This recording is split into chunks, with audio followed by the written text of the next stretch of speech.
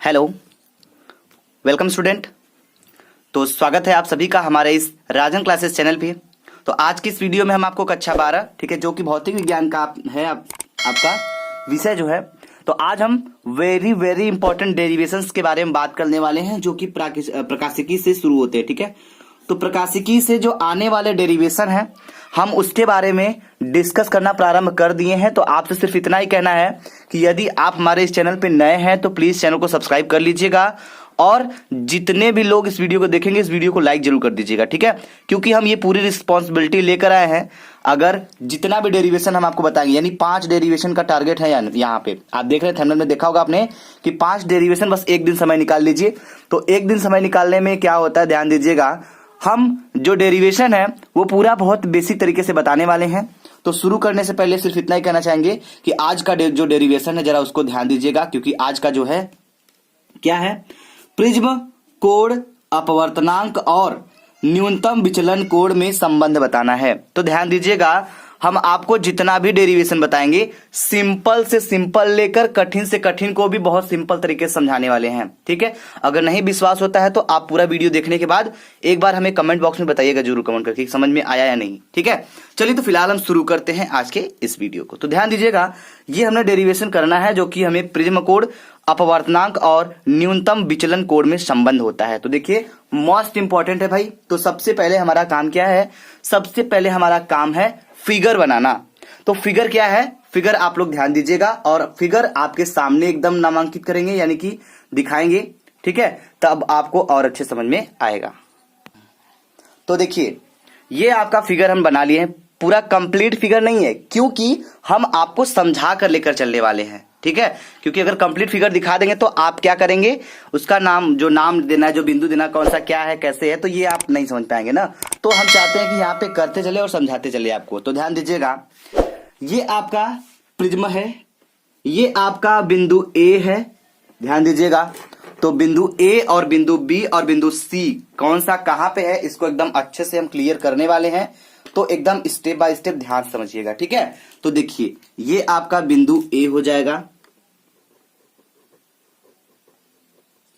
ठीक है, ये ए हो गया, और ये हो गया बी, ये हो गया सी। क्लियर है, गुड।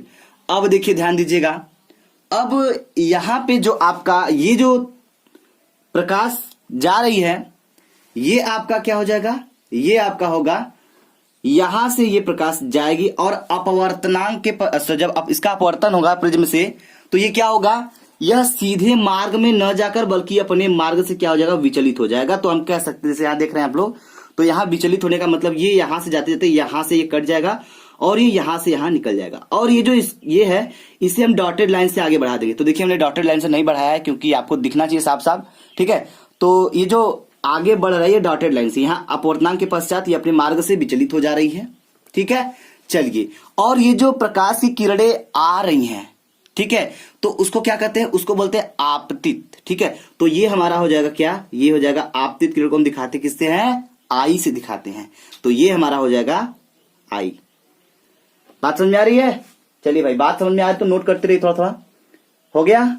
चलिए, तो ये हमारा आई हो गया। और एक चीज ध्यान दीजिएगा, यहां पे ये तो प्रकाश आ रही थी तो क्या हो गया, आई हो गया। लेकिन जब प्रकाश विचलित हो जा रही है, विचलित होने का मतलब हम कह सकते हैं जब ये प्रकाश सीधे मार्ग में न जाकर बल्कि इस मार्ग से विचलित हो जा रही है, तो ये जो हमारा ये कोण होगा, ये क्या हो जाएगा, ये कोण हो जाएगा आर हो जाएगा। होगा कि नहीं आर? तो इसको आर बना लीजिए आप लोग। नहीं दिख रहा है, चलिए भाई थोड़ा इसको अच्छे से लिख देते हैं, ये आर हो जाएगा। ठीक है, और जब ये आर हो गया भाई साहब, तो ये वाला कोण भी क्या हो जाएगा, आर हो जाएगा। क्यों? क्योंकि ये त्रिभुज है।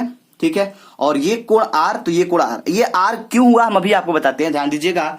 तो ये जो प्रकाश की किरणें यहां से विचलित होकर यहां गई हैं और यही क्या हो गई, ये इस मार्ग से बाहर निकल गई हैं। तो इसको जब हम डॉटेड लाइन से आगे बढ़ाएंगे, देखिए इसको भी हमने डार्क कर दिया है क्योंकि समझ में आना चाहिए। तो इसको जब हम आगे की तरफ बढ़ाएंगे तो क्या होगा, ध्यान दीजिएगा। तो यहां पे जो कोण बनेगा ये आपका आर हो जाएगा, और ये बिंदु ओ मान लेंगे हम। ठीक है, और ये अगर आई है तो भाई साहब, ये अगर आई है तो ये क्या हो जाएगा, ये कोण भी तो आई होगा आपका, होगा कि नहीं होगा। क्योंकि शीर्षाभिमुख कोण, जैसे ध्यान दीजिएगा, हम आपको थोड़ा सा क्लियर कर दें।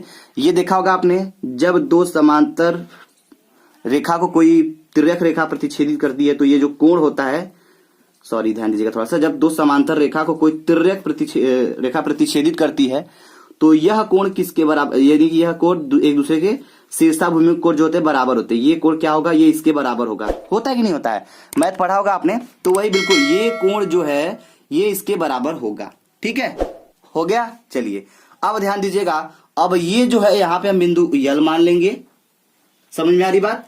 और ये जो कोण है, ये जो कोण है इसको हम क्या मानेंगे, इसको हम डेल्टा यम मानेंगे। ध्यान दीजिएगा, जगह नहीं इसलिए हम आगे बाहर मान देते हैं ना, कोई दिक्कत तो नहीं है, समझ जाएंगे आप लोग।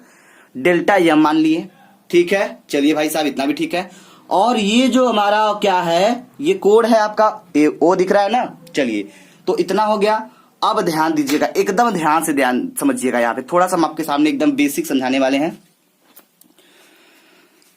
इस त्रिभुज का मान, सॉरी इसका मान आई है, ठीक है भैया, आई है, क्लियर है, वेरी गुड। और इसका मान आर है, ये भी ठीक है भाई, ठीक है। चलिए अगर हमें इसका मान निकालना हो तो क्या करना होगा बताइए, जरा ध्यान से बताइएगा एकदम। किसका मान निकालने जा रहे हैं हम यहाँ पे, हम यहाँ पे मान निकालेंगे इस, तो ये टोटल आपका जो है ये हमको निकालना है, तो हमें बताइए ये कितना निकलेगा। चलिए फटाफट बताइए, ध्यान समझिएगा। ये आपका आई है, ठीक है, तो ये पूरा हमारा आई होगा ना। जब आई होगा तो ये तो आर है ना, तो जब हम आर आई क्लियर है तो सिर्फ हमें इतने का वैल्यू निकालना है। तो हम करेंगे क्या, इसमें से हम आई में से क्या करेंगे, माइनस कर देंगे किसको, आर को।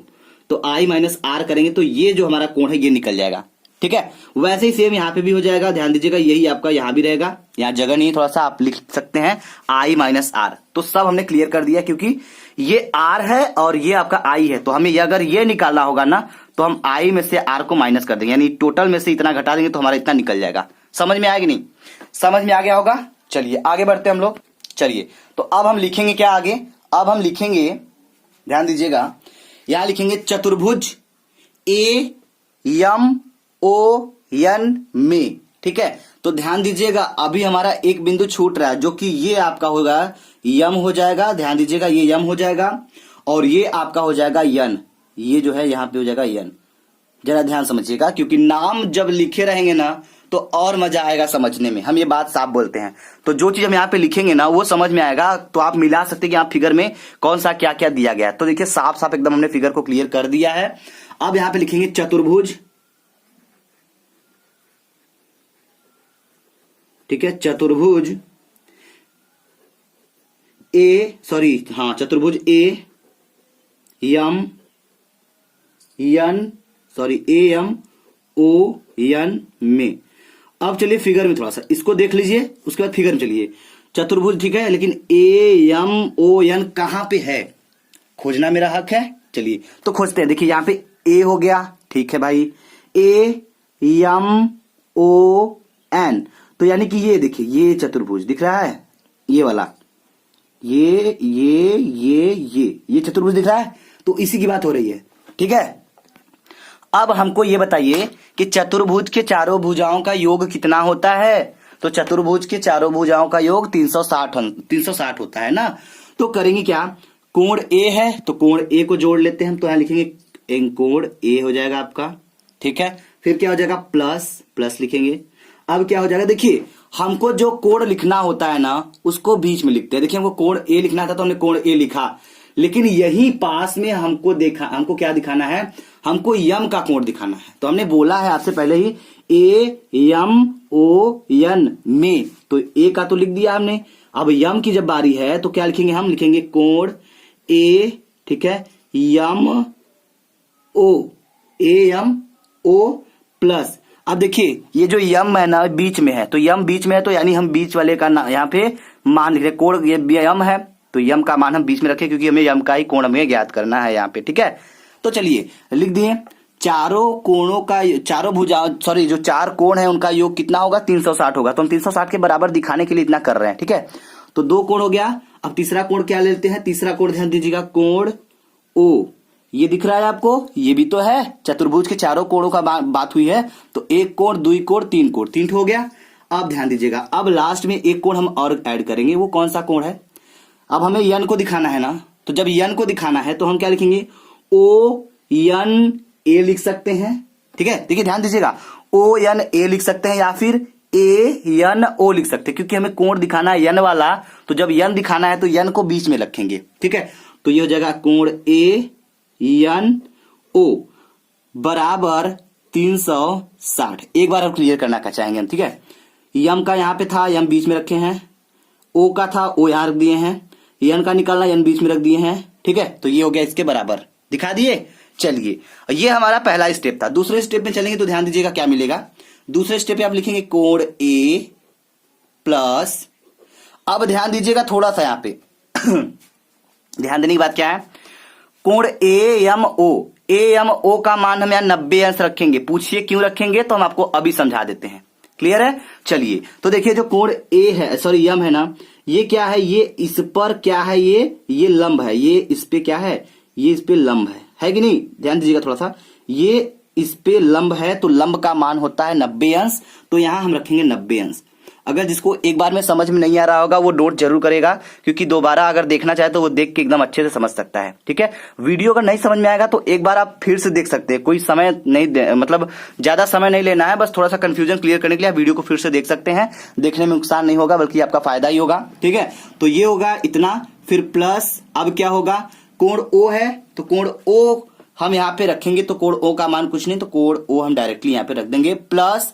अब देखिए जैसे यन हो जाए, ये जैसे हमने इसका मान रखा तो ये हो जाएगा यन भी क्या हो जाएगा, 90 अंश हो जाएगा, तो इसको भी रख देंगे। जैसे ध्यान दीजिएगा क्वेश्चन में, तो ये जो यन है यह क्या है, यह इस पर, ये क्या है, लंब है ना, इस पर लंब है कि नहीं है, तो लंब है तो मान कितना हुआ, 90 अंश हुआ, तो यह जाएगा 90।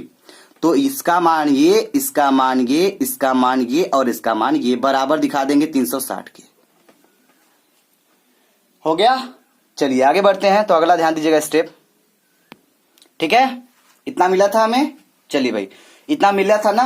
अब ध्यान दीजिएगा अब क्या होगा, तो अब होगा क्या, होगा कुछ नहीं, बहुत सिंपल है। ध्यान दीजिएगा, यहां पे हम लिखेंगे कोण ए, ठीक है भाई, कोण ए हो गया आपका, प्लस कोण ओ रखेंगे, ये भी ले लिए, और इसको जोड़ देंगे तो कितना आ जाएगा, 90 90 180, तो ये हो जाएगा प्लस 180 बराबर 360। इतना मिलेगा कि नहीं मिलेगा, मिलेगा ना, गुड। अब क्या होगा, ये हो जाएगा कोण ए बराबर कोण ए प्लस कोण ओ बराबर 360 तो लिखेंगे, लेकिन ये यहां से जाएगा जब इधर तो माइनस हो जाएगा, ये हो जाएगा 180, यहां प्लस में था इधर माइनस में हो जाएगा। तो 360 में से जब हम 180 को माइनस करेंगे तो हमें कितना मिलेगा, 180 मिलेगा। तो हम कह सकते हैं कोण ए प्लस कोण ओ बराबर 180, ये हमारा समीकरण नंबर 1 होगा। बात समझ में आ रही है? चलिए, तो ये समीकरण 1 हो गया।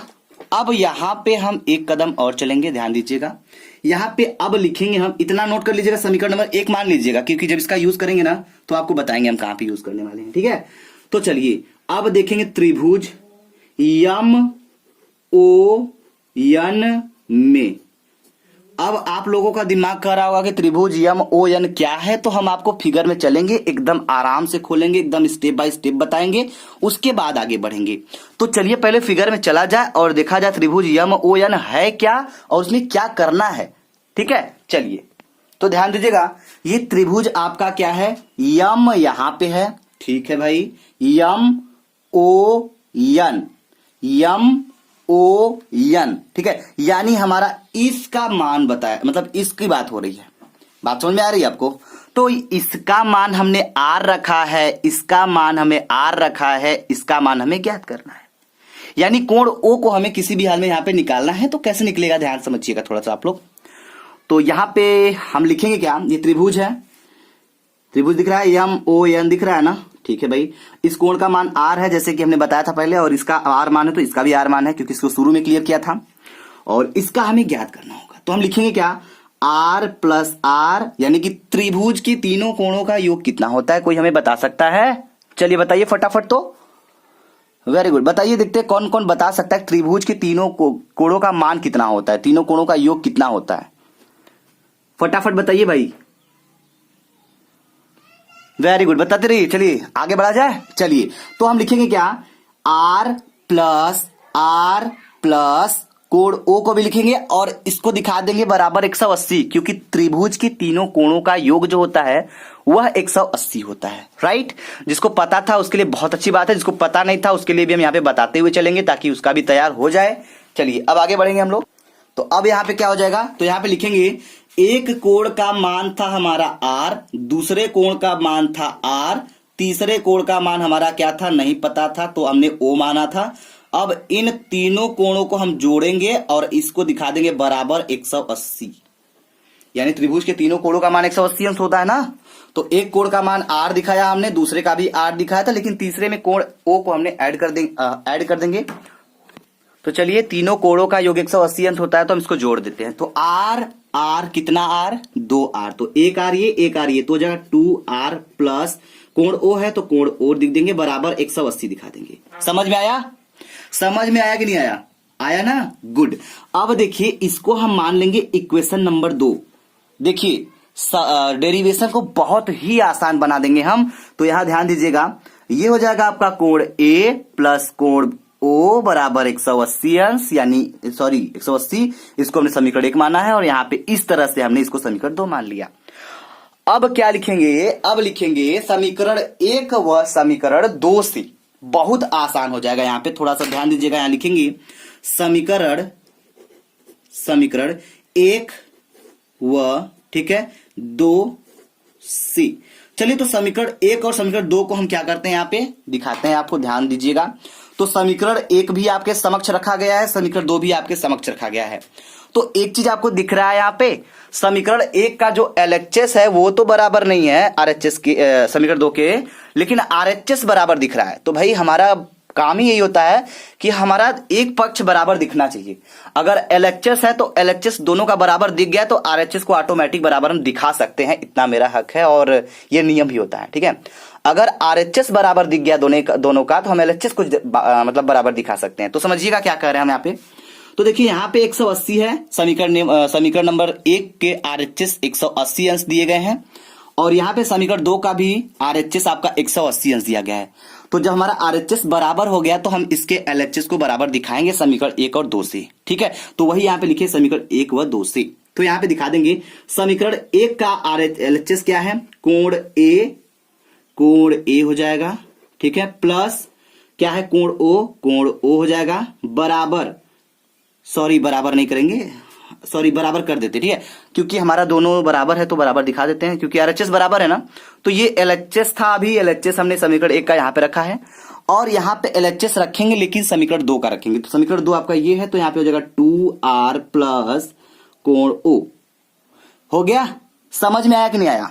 उम्मीद करेंगे आपको समझ में आया होगा। भाई इतना कमजोर तो है नहीं, क्योंकि मैथ वाले स्टूडेंट हैं, यानी साइंस वाले स्टूडेंट जो भी हैं इतना तो समझ सकते हैं। ठीक है, चलिए अब क्या होगा, इतना करने के बाद हम लिखेंगे यहाँ पे, ये देखिए ये कोण ओ है और ये कोण ओ है, ठीक है, तो ये आपस में कट जाएंगे। क्यों कटेंगे, क्योंकि ये प्लस में है और ये प्लस में है, तो जब ये इधर आएगा ना तो माइनस हो जाएगा। तो इससे अच्छा कि हम इसको यहीं पे उड़ा दें, कट गया।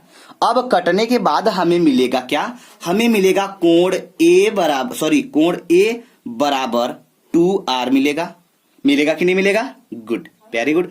तो ये हमें मिलेगा। अगर हम कोण यहां पे हटा दें, अगर केवल ए का मान देखें तो हमें ए बराबर क्या मिलेगा, 2R मिलेगा कि नहीं मिलेगा ना। तो ए का मान हमें 2R मिल गया। तो अगर हमें ए का मान 2R मिल गया है तो यहां से अगर हम इस R का मान निकाले तो क्या मिलेगा, ध्यान दीजिएगा, स्मॉल r का मान निकाले तो ये a तो a अपने जगह पे रहेगा, लेकिन 2 यहाँ पे इनटू में है, यहाँ पे जाकर डिवाइड में हो जाएगा, तो a/2 r का मान हमें a/2 निकल जाएगा। तो यहाँ पे जो क्वेश्चन बनते हैं इस पे आधारित, कभी कभी परावर्तन या फिर अपवर्तन का मान पूछ देते हैं, तो ये आप याद रखिएगा r बराबर a/2 होता है। विचलन कोड देके अगर आपको पूछ दे 1 नंबर में ना, तो आप यही फार्मूला लगा के निकालेंगे। ठीक है, चलिए, तो ये तो हो गया आपका r का मान निकल गया, लेकिन हमें तो ज्ञात करना है प्रिज्म के कोण और अपवर्तनांक, प्रिज्म का कोण अपवर्तनांक और न्यूनतम विचलन कोण में संबंध बताना है ना। तो चलिए आगे बढ़ते हैं, हम एक कदम और चलते हैं। अब यहां पे हम क्या लिखेंगे, ध्यान दीजिएगा थोड़ा सा, ठीक है। तो यहां हम लिखेंगे त्रिभुज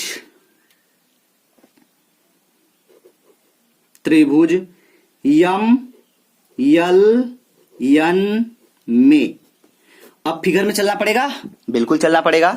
जरा हम चलेंगे फिगर में और देखेंगे त्रिभुज यम यल यन क्या है, कैसे है और क्या करना है, ठीक है। तो यहां पे एक छोटी सी बात ध्यान दीजिएगा, त्रिभुज यम यल यन में बहिष्कोण प्रमेय से, क्या है, बहिष्कोण प्रमेय, बहिष्कोण प्रमेय से। तो बहिष्कोण प्रमेय क्या होता है, क्या आपको पता है? चलिए, पता तो सबको होगा, अगर नहीं पता होगा तो कोई घबराने की बात नहीं, हम आपको बहिष्कोण प्रमेय बस समझा देते हैं पहले। जैसे मान लीजिए ये कोई त्रिभुज दिया गया है, ये कोई त्रिभुज है, ठीक है। तो अंदर के दोनों कोणों का योग ये बहिष्कोण होता है, इसके बराबर होता है, यानी कि ये 2 है और ये 2 है तो ये 4 होगा। बात समझिएगा, क्योंकि अंदर दोनों कोणों के योग के बराबर होता है बहिष्कोण, तो इसी को कहते हैं बहिष्कोण प्रमेय। अगर इसका मान 2 हो गया और इसका मान 2 हो गया तो 2 2 4 होगा, तो ये इसके बराबर 4 आएगा। अगर यहाँ 3 हो गया और ये 5 हो गया तो 3 और 5 जोड़ेंगे तो 8 आएगा, तो यहाँ पे हमारा क्या होगा, 8 होगा।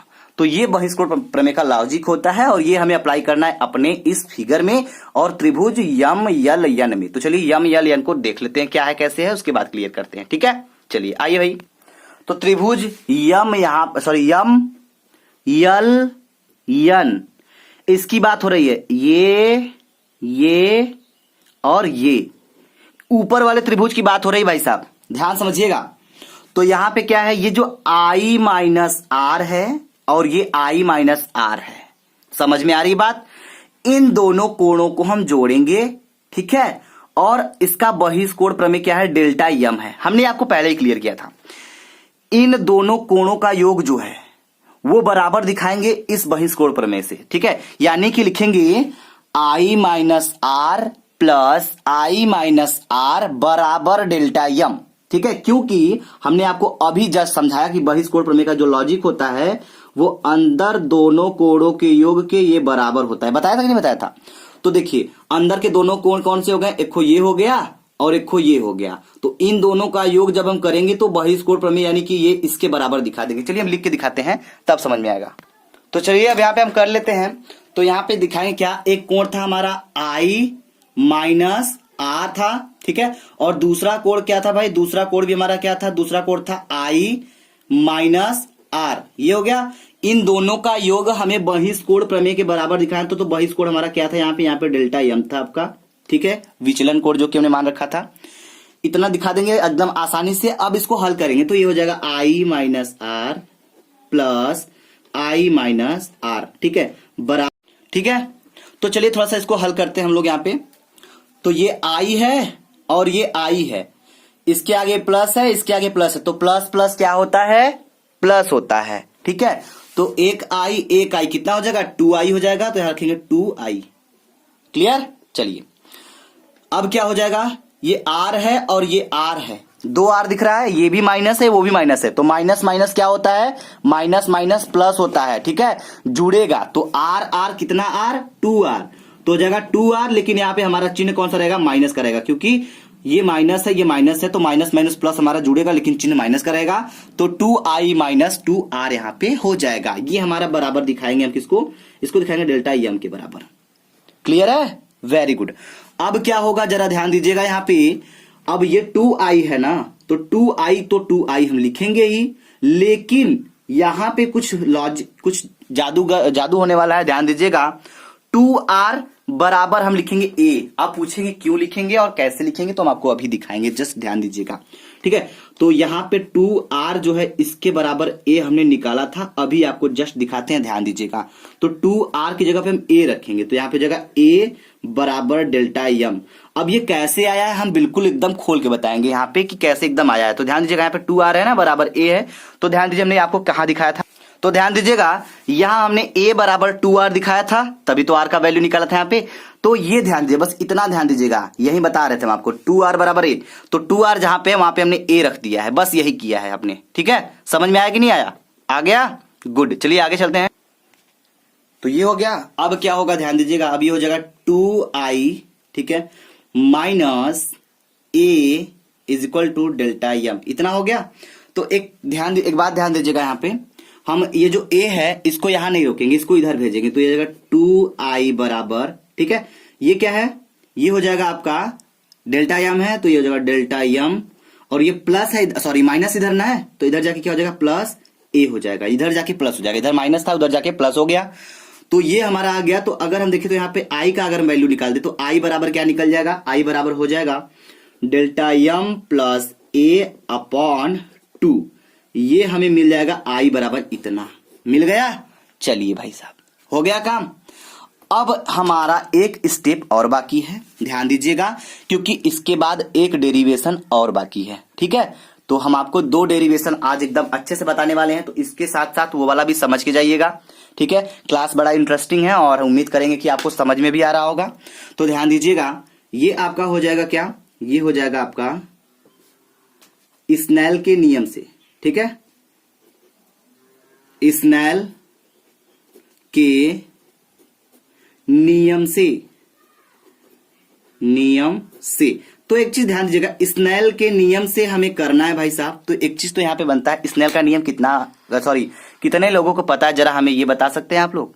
तो काफी लोगों को पता होगा, ये होता है n बराबर साइन आई बटे के साइन आर, ये होता है स्नेल का नियम, ठीक है। तो स्नेल का जो नियम होता है साइन आई बटे के साइन आर होता है, तो लिखेंगे n बराबर साइन, तो साइन रहबे करेगा, साइन हो जाएगा, आई का मान हमने यहाँ पे निकाला है, ऊपर देख रहे हैं आप लोग, चलिए नीचे आइए, यहाँ पे आई का मान निकला है delta M plus A by 2, तो यहां हो जाएगा क्या, delta M plus A by 2, ये हो गया, बट्टे साइन आर, तो साइन तो लिखेंगे ही, लेकिन आर का मान क्या रखेंगे, यहाँ पे आर का मान हमने आपको निकाल के दिखाया था ए बाई 2, तो ये हो जाएगा ए बाई 2।